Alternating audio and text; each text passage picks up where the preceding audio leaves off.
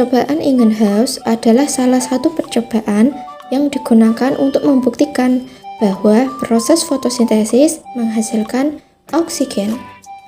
Tokoh yang mengenalkan percobaan Ingenhousz adalah John Ingenhousz. Oleh sebab itulah, percobaan fotosintesis ini dinamakan percobaan Ingenhousz. Masih ingat proses fotosintesis bukan? Proses fotosintesis merupakan proses yang dilakukan oleh tumbuhan hijau untuk menghasilkan makanannya sendiri. Secara sederhana, proses fotosintesis terjadi dengan mengolah gas karbon dioksida dan air dengan bantuan cahaya matahari dan klorofil diolah menjadi oksigen dan karbohidrat. Lalu, apa tujuan dari percobaan ini? Percobaan Ingenhousz memiliki tujuan untuk membuktikan bahwa proses fotosintesis menghasilkan oksigen. Perhatikanlah gambar tersebut. Ketika kita akan melakukan percobaan Ingenhousz, alat dan bahan yang digunakan adalah gelas kimia, corong kaca kecil, tabung reaksi, air, dan juga tanaman hidrilla.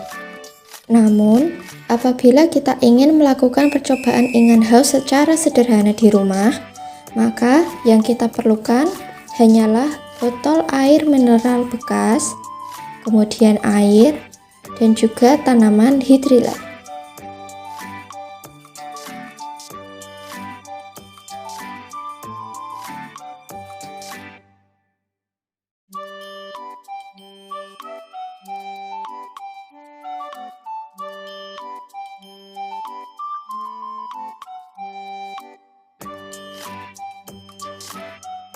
Langkah percobaan Ingenhousz yang pertama, kita perlu menyiapkan alat dan bahan. Kedua, isilah botol bekas air mineral dengan air sampai penuh. Ketiga, masukkan beberapa tumbuhan hidrilla ke dalam botol yang telah diisi air tersebut dalam posisi terbalik. Keempat, tutuplah botol tersebut. Kemudian, letakkan di bawah sinar matahari langsung. Posisikan botolnya dalam kondisi terbalik atau tutupnya berada di bawah. Tunggulah selama kurang lebih 30-40 menit. Kemudian, amatilah gelembung-gelembung gas yang ada di dalam botol. Gelembung-gelembung gas itu menunjukkan bahwa fotosintesis telah menghasilkan oksigen. Faktor-faktor yang mempengaruhi proses fotosintesis ada 4. Pertama, intensitas cahaya. Jadi, ada tumbuhan yang lebih cepat fotosintesis di bawah sinar matahari langsung. Ada pula tumbuhan yang lebih cepat fotosintesis ketika berada tidak di bawah sinar matahari langsung. Yang kedua, suhu. Tumbuhan juga memiliki rentang suhu yang berbeda-beda agar dapat berfotosintesis dengan maksimal. Ada yang dapat berfotosintesis di suhu tinggi, ada pula yang berfotosintesis di suhu lebih rendah.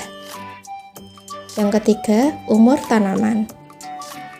Semakin dewasa tanaman, maka jaringan-jaringan akan semakin sempurna, sehingga meningkatkan kecepatan fotosintesis.